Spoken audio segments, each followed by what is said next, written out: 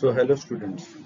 Now in this topic we will be discussing about the Paris Agreement. Now basically this Paris Agreement is an international treaty that's been adopted by around 196 countries at the United Nations Framework Convention on Climate Change that was held in the year December 2015.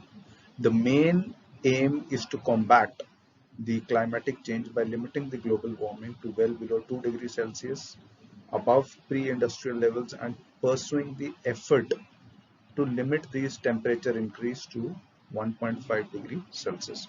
Now, what are the main agreement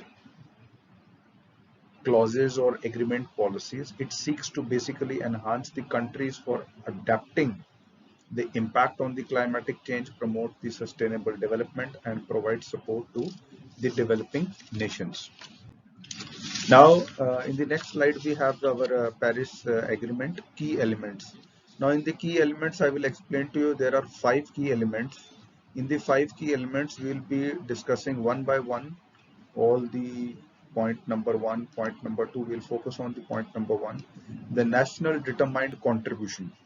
Now, basically, what this focuses is that each participating country is been required to submit its own nationally determined contribution that has been outlining the climatic action plans targeting to reduce this greenhouse gas emissions and regularly updating and at the core of agreement implementation. So first is the nationally determined contribution.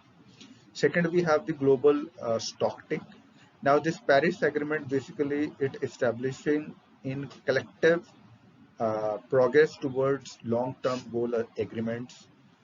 This takes place every 5 years with the aim of enhancing the ambition and guiding all the countries about what plans or what strategies or what climatic adjustment has to be done. Then the third point, we have this point number 3. We have the transparency framework. Now what happens in the transparency framework? The data the data has been monitored and it's been reported consistently and in a very transparent manner, and these includes the reporting the GHG emissions and also undertaking the implementations in the climate policies.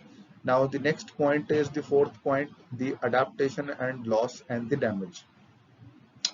Now basically it provides this support for adaptive efforts, and it also acknowledges the importance of the loss, the damage associated with the adverse effect that are be taking place in the climatic changes, particularly for vulnerable developed countries.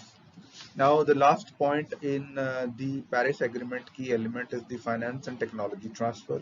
Now in the finance and technology transfer, it basically provides a financial resource, capacity building support, technology transfer, developing countries to assist in mitigation and adaptation efforts.